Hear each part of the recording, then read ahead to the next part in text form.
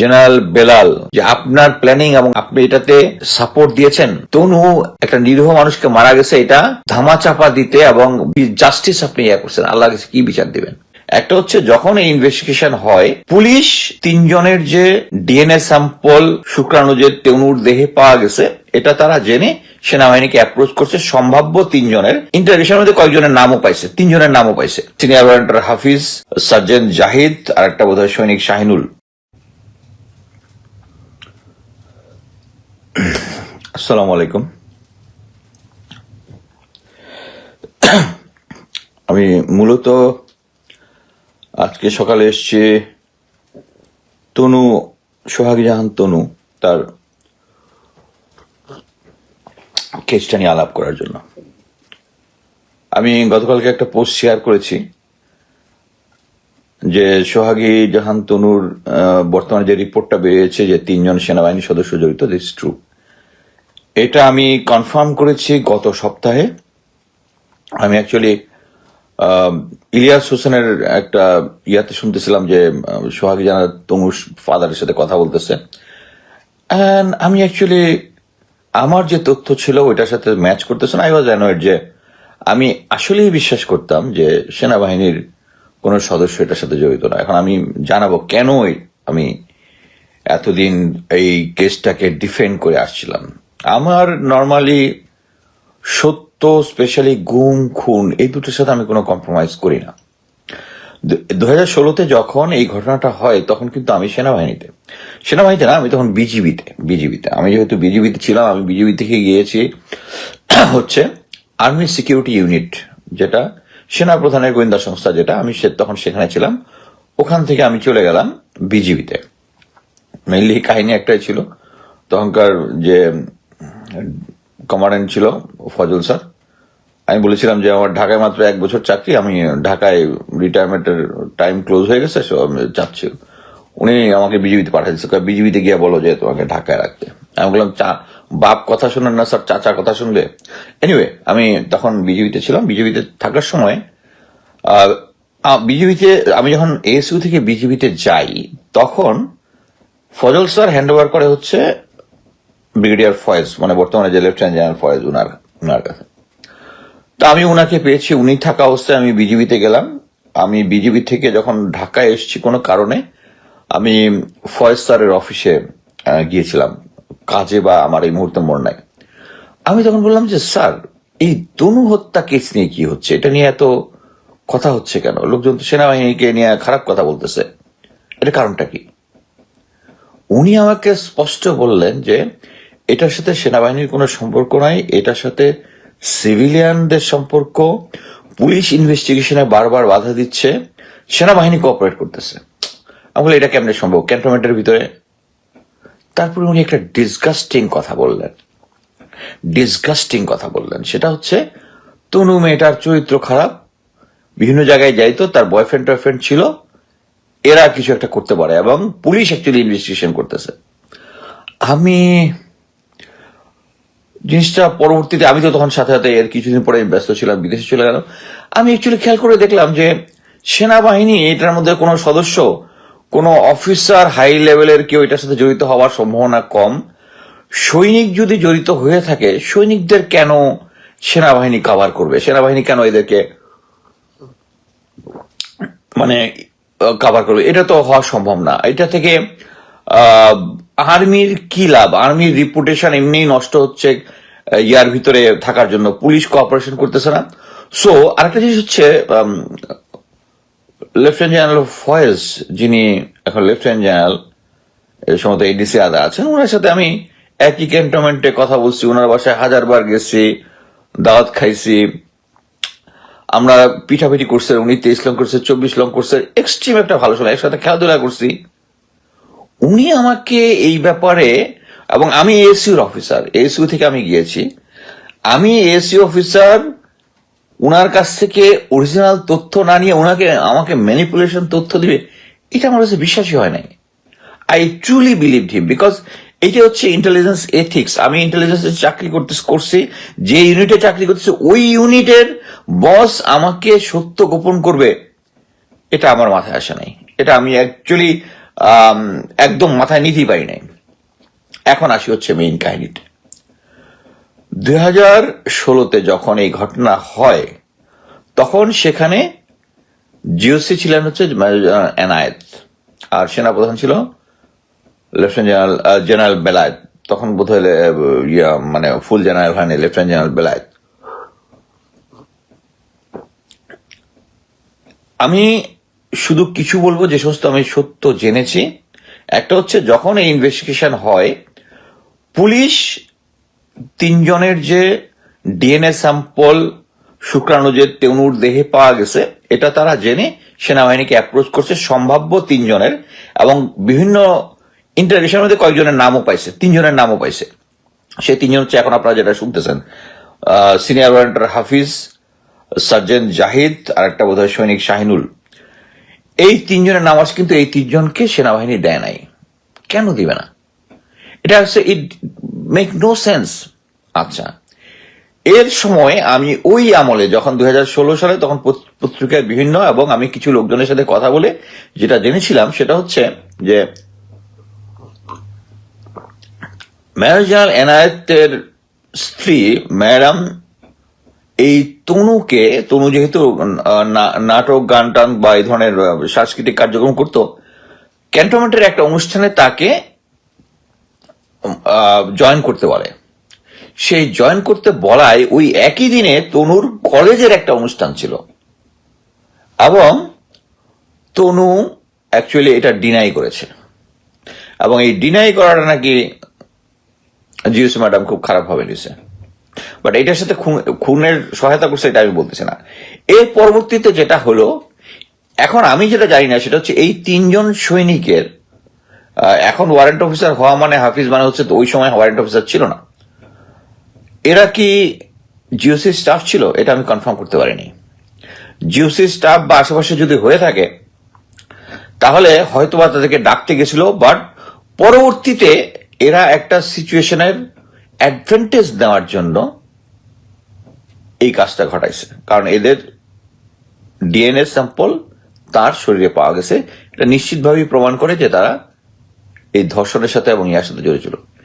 কিন্তু সেনাবাহিনী কেন এটার ব্লেমটা নিবে?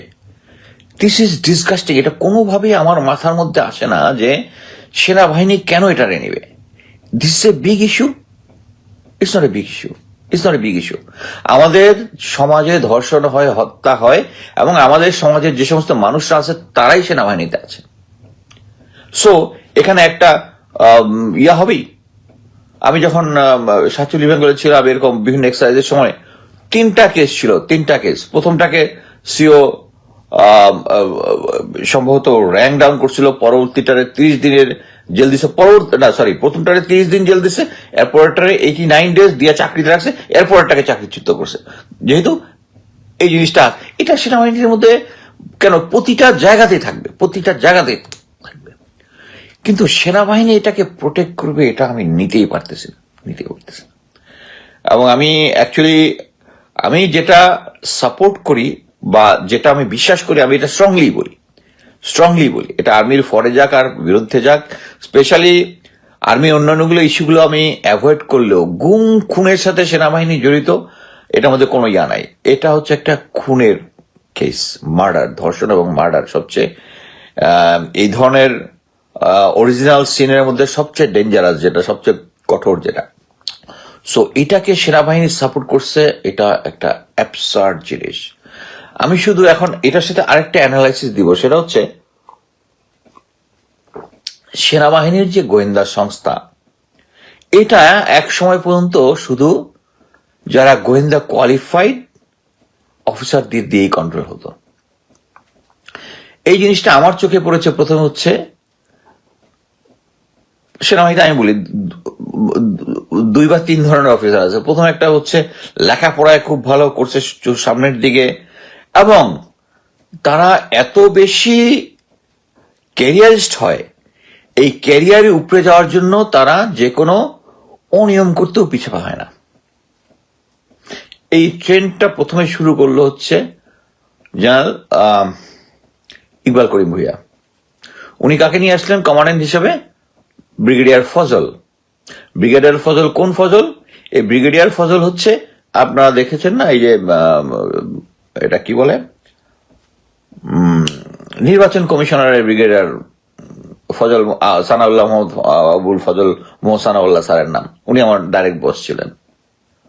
উনি ক্যারিয়ার অফিসার। সো আমি স্পষ্ট কাছে উনার আন্ডারে আমি কাজ করেছি যেটা দেখেছি, তাদের মেইন কাজটা থাকে হচ্ছে সরকারকে কি বলে, সিনিয়রকে খুশি করে নেক্সট র্যাঙ্ক পর্যন্ত যাওয়া। এই ফজল স্যারকে দেখেছি যে যখন সেনা প্রধান উনি চেঞ্জ হয়ে বেলাল স্যার আসবেন, তখন আমাদেরকে 7 দিন বা তারও কম একটা ডেট দিল। পুরা যতগুলো ইউনিট আছে, ইউনিটের মধ্যে বিভিন্ন ধরনের তাদের ডাটা নিয়ে আসছে। যেমন এর মধ্যে একটা ছিল ব্যাংকের ডাটা, কোন ব্যাংকের প্রাইভেট ফান্ডে কত আছে, সরকারি ফান্ডে কত আছে, যেগুলো সেন্সিটিভ ইনফরমেশন। আর চাইলো 7 দিনের মধ্যে। আমি উনার এক স্টাফকে বললাম যে তোমরা যে এইভাবে চাইলা, এইটা চাইতে হলে তোমাকে অ্যাটলিস্ট মাসখানেক টাইম দিতে হবে। তুমি এএসইউর পলিসি লেটার এত বাইর করো, ওই এএসইউ না, এটা এমআই ডাইরেক্টর, পলিসি লেটার বাইর করো, ওখানে দেখো কি লেখা আছে, এই ধরনের হইলে কতদিন দিতে হবে। মোট কথা হচ্ছে তারা টলিসিরা তাদের হচ্ছে সিনিয়রকে খুশি করতে হবে। So I was very lucky যে আমি যেহেতু পুরোনো গোয়েন্দা সংস্থা, সো ইউনিট থেকে এই তথ্য পাওয়া যাবে না। সো আমি ব্যাংকের সাথে কোনো একটা আন্ডারস্ট্যান্ডিং ডিলিংসে আমি সমস্ত ইউনিটের সবকিছু নিয়ে আসছিলাম, আমি সবকিছু তথ্য জোগাড় করছি। বাট কথা that was A policy violation to support senior. Same জিনিসটা হয়েছে। আমি এর আগে একবার বলেছিলাম, এই ফজল স্যারকেও আমাকে একজন হানি ট্র্যাপ করার চেষ্টা করেছিলাম যখন মিশনে ছিলাম। আমি হানি ট্র্যাপের সমস্ত তথ্য ফজল স্যারকে দিয়েছিলাম। হ্যাঁ, আমার নামে যে নারী কেলেঙ্কারি অনেক কিছু ফটোকার্ড বানায় না, এটা কিন্তু দেয় নাই, কারণ ওইটা হচ্ছে শালা এক্সপোজ হয়ে যাবে। তো কারণ যে করতে চাচ্ছিল সে হচ্ছে ভারতীয় এজেন্ট। আমি স্যারকে যখন এগুলো দিলাম, আমি ওই আগেই বিদেশকে পাঠালাম, আসলে আমার কনভারসেশন ওকে দিলাম। ওনার শুধু একটাই কথা, তুমি বাইচে গেছো। বাট দেশের, তখন তো আওয়ামী লীগের সময়, দেশের পক্ষে বিদেশের হয়ে কাজ করতেছে, উনি যেটা ডিক করবে গোয়েন্দা অফিসারে, এই ড্রাইভটা নাই। আমি বলতে চাচ্ছিলাম যে প্রফেশনাল গোয়েন্দা সংস্থার প্রফেশনাল গোয়েন্দা হইলে এটা সে ডিক করতো, বাট তারা ডিক করে নাই। সেম জিনিসটা উনি হ্যান্ড ওভার করে দিয়েছে ফয়েজ স্যারকে, এবং ফয়েজ স্যার সেম জিনিস। ওনারা হচ্ছে কেরিয়ার গোছানোর জন্য তারা যা ইচ্ছা তাই করবে। আপনি একটা জিনিস দেখেন যে আমি ফয়েজ স্যারকে জিজ্ঞেস করলাম যে তনু হত্যার বিচার, উনি যে স্টোরিটা বললো সেটা হচ্ছে তাকে জেনারেল বেলাল স্যার যে চিফ ছিলেন, যেভাবে ওনাকে ব্রিফ করছেন ওইভাবে দিয়েছেন। আমি যে একটা গোয়েন্দা অফিসার, আমার পক্ষে শেয়ার করে নাই, কারণ কি, তাহলে ওনার যে মেইন গোলটা অ্যাচিভ না হইতে পারে। সো এই কাজটা উনি করছেন। এখন আপনি চিন্তা করে দেখেন যে বাংলাদেশের সিনিয়র অফিসাররা তারা সত্য প্রকাশে, নর্মালি যেটা হয় ইংলিশে যেরকম আছে, নাইটসদের একটা ইয়ে আছে, সেইং আছে যে speak the truth even in the face of your death. Actually knights কি মধ্যযুগে যারা নাইটস ছিল, বর্তমান যুগে হচ্ছে তারা সেনা অফিসার। তাদের সত্যের সাথে ওইভাবেই শক্ত থাকার কথা তারা থাকতেছে না। তারা সিনিয়র বলতেছে এই তনু হত্যা, একটা দেশ, আমরা একটা মুসলিম জাতি, এই মেয়েটা একটা ইনোসেন্ট মেয়ে, তাকে শুধু হত্যাই করে নাই, তার নামে খারাপ ব্লেম দিছে। যে মেয়েটা আসলে হিজাব টিজাবও পড়তো, তার নামে খারাপ ব্লেম দিচ্ছে। আপনি চিন্তা করতে পারছেন? একটা সাধারণ মানুষ পারবে? একজন সাধারণ মানুষ। আমি কোনোভাবে এই যে তনু হত্যা জিনিসটা হয়েছে, এটাকে আমি সাপোর্ট দিতে পারলাম না। তারপর আমি চুপ থাকবো? আমি বলবো যে মেয়েটা চরিত্র খারাপ? জেনারেল ফয়েজ আমাকে তখন বলছে যে মেয়েটার চরিত্র খারাপ। এইটাই হচ্ছে বাংলাদেশ সেনাবাহিনীর সবচেয়ে বড় সমস্যা। সেটা হচ্ছে তারা ওই ভারত থেকে শুরু করে এই সিনিয়র আওয়ামী লীগ যে প্র্যাকটিসটা দিয়ে গেছে, যে সমস্ত অফিসারদের মধ্যে গ্রিড আছে, উপরে যাওয়ার জন্য যা ইচ্ছা তাই করতে প্রস্তুত, তাদেরকে এই নিয়ে সমস্ত ইম্পর্টেন্ট জায়গার মধ্যে তারা রাখলে তারা ওই সাপোর্টটা দেয়। এই কারণেই তনু হত্যার মতো একটা জিনিস আমরা ভুলে যাই। মুসলমান হিসাবে বলা আছে কোরআনে যে আমরা যদি একটা ইনোসেন্ট মানুষকে হত্যা করি, সে যেন পুরা গোটা হিউম্যানিটিকে হত্যা করেছে। So general Belal, general Enayet, যারা ব্রিগেডিয়ার তখনকার ফয়েজ, যারা এই জিনিসটা আপনারা কাভার করেছেন, আপনারা পুরা আপনার পুরো হিউম্যানিটিকে হত্যা করেছেন। বাংলাদেশ সেনাবাহিনীর ইজ্জতের জন্য এই জিনিসটা কাভার করবেন। এখন কি হয়েছে? এখন কি হয়েছে? এখন কি বাংলাদেশ সেনাবাহিনীর ইজ্জত বেড়ে গেছে? যে লোকটা এই যে সিনিয়র অফিসার হাফিজ, তার মানে ওই সময় তো সিনিয়র অফিসার, তাকে প্রমোশন দিয়ে পর্যন্ত নিয়ে আসছে। কারা নিয়ে আসছে? ডিসগাস্টিং। এইটাই হচ্ছে সেনাবাহিনীর মানে, যে এই জন্যই আমি বারবার আমার আগের ইয়ারটাতে বলেছিলাম যে আমাদেরকে সেনাবাহিনীতে একটা কমিটি করতে হবে, কমিশন করতে হবে, যে কমিটিতে ভারতের সাথে যারা এই ধরনের কাজ করেছে, ভারতের সাথে যারা আন্ডারস্ট্যান্ডিং এ গেছে, এখনো ভারতের সাথে কানেক্ট রাখতেছে, এটা যে একটা কবিরা গুণা, যারা গুম খুন করেছে তারা যে একটা কবিরা গুণা, সেনাবাহিনীতে এর সব কাজ করলে যেটা এদেরকে ঘৃণা করতে হবে। অ্যাটলিস্ট আপনি যদি দুর্বল হইতে পারেন, আল্লাহ এইটুকু বলে দিচ্ছে যে অন্যায় দেখলে অ্যাটলিস্ট ঘৃণা করেন। ওই যে আরেকটা যে বলতেছিলাম যে সেনাবাহিনীকে নষ্ট করতে হচ্ছে এই গোয়েন্দা সংস্থাগুলোতে, ডিজিএফআই তো পুরাই চলতে হচ্ছে, যাদের গোয়েন্দা কোয়ালিফাইড নাই, জীবনে কোনোদিন গোয়েন্দা কাজ করে নাই, শুধু ফ্যামিলিতে আওয়ামী লীগ আছে বা এখন হয়তো বিএনপি আছে, অর্থাৎ তারা এখন ডিজিএফআই।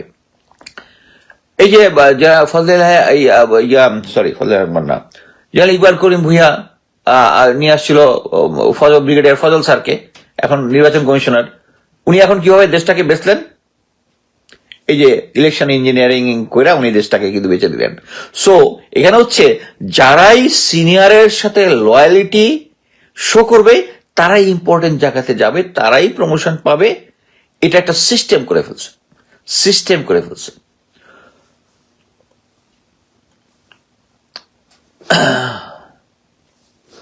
আচ্ছা, এখন দেখেন সেনাবাহিনীতে সিনিয়র তার লয়াল লোকজন চাবে, হইতে পারে, বাট সেনাবাহিনীতে লয়ালিটি কিভাবে হয়? মনে করেন আমি আমার সিনিয়রের প্রতি লয়াল, আমার কমান্ডারের প্রতি লয়াল কেন হব? যখন আমি জানবো যে আমার বিপদে তার পাশে দাঁড়াবে, যুদ্ধে যখন যাব সে আমার জন্য বুলেটটা নিবে, আমার সিনিয়র বুলেটটা নিবে। এইভাবে সেনাবাহিনীর লয়ালিটি হয়। সেনাবাহিনীতে আমি সিনিয়র এর আদেশ চোখ বন্ধ করে পালন করব যখন আমি জানবো এই সিনিয়র অ্যাকচুয়ালি আমার পক্ষে কাজ করতেছে, আমাকে সাপোর্ট করতেছে, আমাকে যদি তার জন্য জীবন দিতে হয় তাহলে আমাকে সে বুঝায় বলবে যে এই যুদ্ধের ফ্রন্টে তোমাকে হয়তো জীবন দিতে হবে, বাট দেশের জন্য আমাকে বলবে, আমাকে ভুল তথ্য দিয়ে পাঠাবে না। এই যে সেনাবাহিনীর প্রমোশন এবং অন্যান্যর পিছনে দিয়া লয়ালিটি ক্রয় করা, এটা আমাদের অ্যাকচুয়ালি আমাদের সেনাবাহিনীটাকে শেষ করে দিচ্ছে, সেনাবাহিনীর সিস্টেমটাকে শেষ করে দিচ্ছে।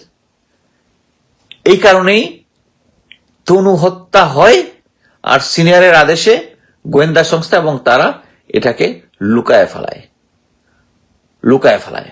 বাট আমি সেলুট জানাই ব্রিগেডিয়ার জেনারেল শামস, যিনি বর্তমানে security adviser to prime minister.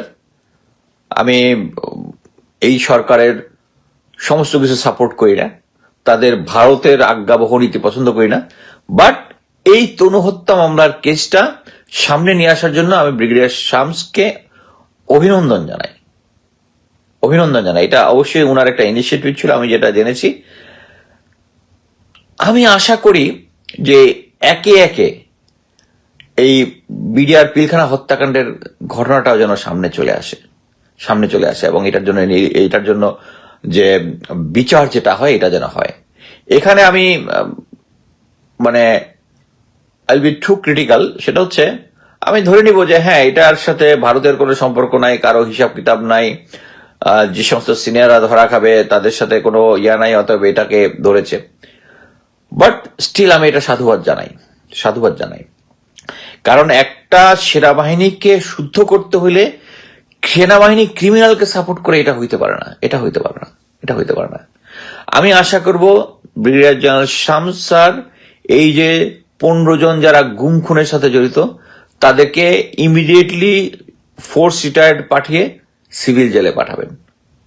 সেনাবাহিনীর সুনাম যেটা আছে, আমরা যে সুনামটা রেখেছি, আমরা যে সময়ে সেনাবাহিনীতে চাকরি করেছি, যেটা দেশে বিদেশে যে সুনামটা ছিল, যেখানে বিদেশি ডিপ্লোমেটরা বলতো যে আমরা বাংলাদেশকে চিনি হচ্ছে বাংলাদেশি পিসকিপারদের মাধ্যমে, বাংলাদেশের দেশের জনগণের যে আস্থা যেটা ছিল সেই জিনিসটার মাধ্যমে।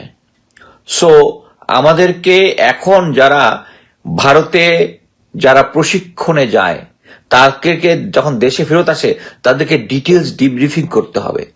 আমাদের অনেকে মনে করে যে ডিজিএফআই কে বিলুপ্ত করে দেওয়া উচিত। বিলুপ্ত করে দেওয়া উচিত না।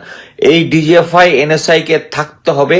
তাদেরকে আমাদের যে সমস্ত গোয়েন্দা সংস্থা আছে, আমাদের যে যারা রাজনৈতিক দল আছে, তাদের লোকজন ভারতের সাথে বা সেনাবাহিনীর লোকজন যারা ভারতের সাথে যোগাযোগ রক্ষা করে এটা ধরার জন্য এবং এটা ধরে এদেরকে প্রসিকিউট করার জন্য আমাদের গোয়েন্দা সংস্থার দরকার আছে। কিন্তু সরকার নিজেই যদি গোয়েন্দা সংস্থার ভারতের সাথে আপোষে করে তাহলে কি হবে? আপনি সবাইকে রেকমেন্ড করবো যে আজকে পিনাকি দাদা একটা এক্সেলেন্ট এপিসোড করছে, এক্সেলেন্ট। আপনারা সবাই সেটা দেখেন। এবং আমি আমার বক্তব্য এখানে শেষ করবো এটা বলে যে সেনাবাহিনী খুনি এবং ধর্ষককে সাপোর্ট দিয়েছে, তাদেরকে রক্ষা করেছে, তাদেরকে জেলে যাওয়া থেকে রক্ষা করেছে। এই থেকে ডিসগাস্টিং আর কিছু হতে পারে না। জেনারেল বেলাল সেনাবাহিনীর প্রধান ছিলেন। উনাকে আমি যেভাবে জানি সেটা হচ্ছে উনি হচ্ছে পিছলা টাইপ মানুষ। উনি যখন ইয়াতে কোনো ডিসিশন লেখেন চিঠির পিছনে কি করতে হবে ওটা পেন্সিল দিয়ে লেখেন। কি জন্য? যদি ভুল ডিসিশন হয় যেন উনি ডিনাইবিলিটি করতে পারে। এটা উনি একদম সিও থাকাকালীন সময় থেকে প্র্যাকটিস করতেন। এখন আপনি দেখেন যে আপনার প্ল্যানিং এবং আল্লাহর প্ল্যানিং, আপনি এটাতে সাপোর্ট দিয়েছেন, এটা কিন্তু দেশের জনগণ এখন জেনে গেল যে জেনারেল বেলাল আপনি কি ধরা খেলেন না? এখন দুনিয়াতে ধরা না খেলো আল্লাহর কাছে তো আপনি ধরা। কারণ একটা নিরীহ মানুষকে মারা গেছে, এটা ধামাচাপা দিতে এবং জাস্টিস আপনি ইয়ে করছেন, আল্লাহর কাছে কি বিচার দিবেন? সবাই ইভেন আমেরিকাতেও ট্রাম্প সরকারও সোশ্যাল মিডিয়ার উপরে পিসড অফ। বাট আমি সোশ্যাল মিডিয়ার ভালো দিকটা এটাই দেখি যে লোকজন আছে এখানে সত্য বলতে পারে। আমেরিকান সরকার যেরকম শুধু ফক্স নিউজ তাদের যে নিজস্ব মিডিয়া দিয়ে লোকজনকে যেমন ইরাক ওয়ার, আফগানিস্তান ওয়ারে যেভাবে ডাম করে রাখছিল, এখন আর পারতেছে না। এখন